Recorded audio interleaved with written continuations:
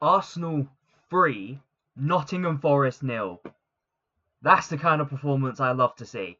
That is the performance that we have been dying to see last season. Absolutely battered them, got the result that we not only needed, we got the result we deserved. Could have even been 4 or 5.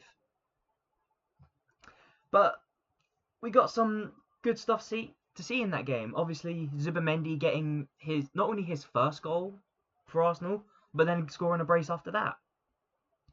And of course, watching Eze get his first assist, and Gyökeres, of course, scoring his third goal. Now, I'm not entirely sure, but I do believe that currently Gyökeres is joint first place for most goals scored with Erling Haaland. Although someone might need to fact check that one for me. But if he is, that's a good sign. I have zero complaints about that. Now, the one big concern, obviously, is Martin Odegaard. And Martin Odegaard, look, I'm kind of having a bit of up and down with him. I don't know what happened. I don't know the extent of the injury. I don't even know if it's serious or not. But it was serious enough for him to come off. And that already is cause for concern. But when when Ethan Nwaneri came on, we actually looked better, I think. It actually looked like Ethan Nwaneri was pushing us forward. And yeah, I'm excited to see what Ethan Nwaneri does in this Arsenal squad. I do hope he gets more minutes, though. I'll say that much. And of course, Eberechi Eze, although his main strength is in the midfield, he absolutely bossed that left wing.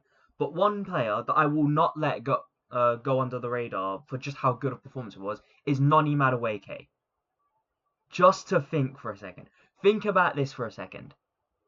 It wasn't too long ago that Arsenal fans were petitioning to not let him sign for Arsenal. Now looking at it, I actually think he's unbenchable right now. Genuinely, let's be honest, if Bukayo Saka were to come back the game afterwards, I'm still not sure I play him. That's how good Madueke is. Madueke is unbenchable. He absolutely bullied the defence today. He bullied the defence against Liverpool. And he's proving again why he's such a good signing. Considering as well that he can play on both left and right wing. And he's a backup. He's a backup to Bukayo Saka. We're moving places a lot. And we've proven here now that one good transfer window can change the course of a Premier League campaign. But it also goes to show, really, just how underwhelming Edu was. Oh yeah, and another player that I should probably mention as well is Mosquera. I completely forgot that that William Saliba was injured. And I don't know the full extent of it. I just know now that he's injured and he hasn't come back. Apparently he's going to come back sometime in October. But Mosquera, how much did he cost again? Because I swear we got him cheap. Whatever he cost, it weren't enough. We got him quite possibly at half price. Maybe even less. But regardless, Mosquera absolutely bossed that defence. So did Gabriel. Calafiori weren't fucking about. He was bossing the defence. Timber, solid as a rock. And of course, Zubimendi getting his first goal, and it was an absolute screamer, by the way. Even from a distance, I thought it deflected in. It still might have deflected in, but it looked like it curved in. Not that I care about it. Goal's a goal. Mikel Mourinho as well. Very impressive performance. I think the reason why Mikel Mourinho started instead of Declan Rice was so that Declan Rice can have a bit more of a rest. Because don't we have Atletico Madrid coming up? Oh no, we have Atletico Bilbao. Yeah, we have Atletico Bilbao coming up. and he wants to rest him for the Champions League. And it's important as well that we get that Champions League campaign up and running. But for now, Arsenal player ratings for Arsenal 3, Nottingham Forest 0, and spoiler alert, there's not going to be a bad rating on this one. I think everyone played absolutely superb. Bearing in mind as well, Odegaard isn't going to be ranked due to the fact he didn't get to play enough time, so I'm going to be ranking Ethan Nwaneri in his place. And we're going to start off in goal, David Raya. Now, David Raya was very calm on it. They didn't get a whiff. Did they even get a shot on target? I don't think they did. But I'm going to be absolutely fair with him. He was there when we needed him to be. He collected the ball. Can't argue with anything else. I'll say probably a 7.5, and that is going to be the lowest ranking in this entire thing. In the defence, I'm going to look at Gabriel. And of course, Gabriel does what Gabriel always does. Defends. And he does it so beautifully as well. There's little to really say about it. I'm going to give him an 8. Christian Mosquera. Now, Christian Mosquera, let's be honest, he's like a secondary Saliba. He's that good. But he was so calm on the ball, even when we made that one mistake that could have resulted in a goal. I believe it was him that made the tackle that got it away from the Nottingham Forest player. But he was very vital in the defence. And realistically, I wouldn't say we didn't miss Saliba. Of course we're going to miss Saliba. But Mosquera, I think he's undroppable as well. I'm going to give Mosquera an 8 as well. Ricardo Calafiori, he obviously picked up that yellow card. But other than that, strong defensively, didn't let too much get past him. No complaints from me. I'm going to give him an 8. Urian Timber. Now, Urian Timber had quite a decent performance going forward as well. But mostly, I think he was a bit more defensive, actually, than Calafiori. Regardless, however, again, did anything really get past him? I'm going to have to give him an 8. Mikel Mourinho. Now, Mikel Mourinho, I didn't think he had a bad game at all, if I'm honest. He looked quite dominant in that midfield, as well as going forward as well. And when Victor Gyökeres came off, obviously he was the one that came into that striker position. Didn't score any goals, but we didn't really need goals at that point. Mikel Mourinho, I'm going to give him an 8. Ethan Nwaneri. I love this boy. I love this boy.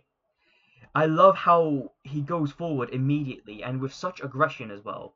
He's actually making stuff happen around him. He gets the ball. First instinct, go forward. Okay, if it doesn't work out, if he can't get past the defence, he's going to pass off to someone. But that's what we need. We needed to go forward consistently. Ethan Nwaneri, he gets an 8.5. Zubimendi, I'm giving him a straight 10. That might even be the first 10 that I've ever given on this channel. Maybe. Don't quote me on that. But no, what's it? Getting 2 goals as a defensive midfielder. Nothing to scoff at. And of course, his absolute dominance in that midfield as well. Even when he lost the ball, he still managed to find a way to pick it back up. Or at the very least, get it away from any potential danger. He's so aware. And even when he loses that awareness and drops the ball, gets it right back. Now, as I was saying before, that goal that he scored was an absolute screamer. Second goal, a decent header. Didn't look like anyone was marking him, but that's a fault from them and not from us. Zubimendi, straight 10. Eberici Eze, obviously he got the vital assist as well. That run that he made was magnificent. I didn't see the freeze frames or the VAR check, so I don't know whether or not he was offside, but it was a quick check, so I'm going to assume it was blatantly on. But if that's the case, I take that as a very smart move, because by the time he got the ball, he was already miles clear. And of course, selfless enough as well to pass it into Victor Gyökeres's paths. Easy 2-0 lead. Eberechi Eze is getting a 9. Victor Gyökeres, of course he got the goal. He got some movement as well, got the ball, and I remember that flick that he did. I can't remember what time it was, but I remember that little flick that he did that got us running through. And honestly, that's shown to me that he can perform. He can perform at this level. It's just we need to give him the ball a bit more. Hopefully we can do that in future, but I'm seeing signs of improvement. And that's 3 goals in 4 games. I can't complain about it. Victor Gyökeres, for getting us that vital second lead, I'm going to give him... I'll give him a 9. And finally, Noni Madueke. And I'm telling you this now, if Martin Zubimendi didn't get that second goal, Noni Madueke would have been my man of the match. Because Noni Madueke, it's like I'm saying, he's absolutely undroppable. This boy is absolute magic. And the petition just makes me laugh more and more right now. It is unbelievable. But Noni Madueke, he had that defender on toast the whole game. Every time he went forward, he looked like he was about to get in a position to either get a goal or get an assist. And that's what we want from a right wing. And that's why I say that even if Saka comes back, I still think Madueke is just too undroppable right now. But it's good to see that there's a bit of competition going on in that right wing. Noni Madueke gets a 9.5. Now then, Mikel Arteta. Of course, people getting a bit upset about him with the Liverpool game. I think I was a bit too generous looking back at it. This particular game, of course, he couldn't play Saliba and had to play Mosquera. He unfortunately had to bring on Ethan Nwaneri early because obviously that injury. Still hope it's not serious from Odegaard. Then the substitutions he made as well, which was Ricardo Calafiori coming off for Miles Lewis-Skelly. That's a smart move. Calafiori's on a booking. Don't need to risk him getting a second. Just get the boy on. Don't risk it, and hopefully we can see it through. And of course, taking off Noni Madueke and Eze and bringing on Trossard and Martinelli. Probably still thinking ahead of to the Champions League match. But once the result was more or less guaranteed, I didn't have a problem with it. Something a little new. Something that gets a bit fresh. And Trossard did get that third assist as well. And the way we set up, if I'm being honest, this was very poor from Ange Postecoglou. It feels like he's played right into our hands. This is why teams play on a low block against us, because if they don't, then they're in trouble. They play into our hands. We get goals. Ange Postecoglou didn't do that. But Mikel Arteta, he got us a result, a very comfortable 3-0 win. At no point did I really feel too threatened. I'll give him an 8. Referee, very normal day in the office, very quiet. Didn't do anything wrong. He just did his job, and for that I'm giving him a 10. The fans. Now, the fans showed up, and of course they had to chant at Postecoglou, reminding him that he's still an ex-Tottenham player, manager. The fans are going to get a 10. The weather, because that's a honorary guest here, the weather gets an immediate 0.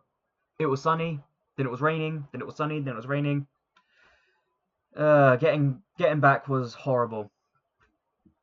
But hey, what are you going to do? But anyways, that is my match review. Like, share, and comment, and please do subscribe. It really does help out the channel. Let me know what you think down below. And I'll see you for the match review of Atletico Bilbao versus Arsenal. Goodbye for now.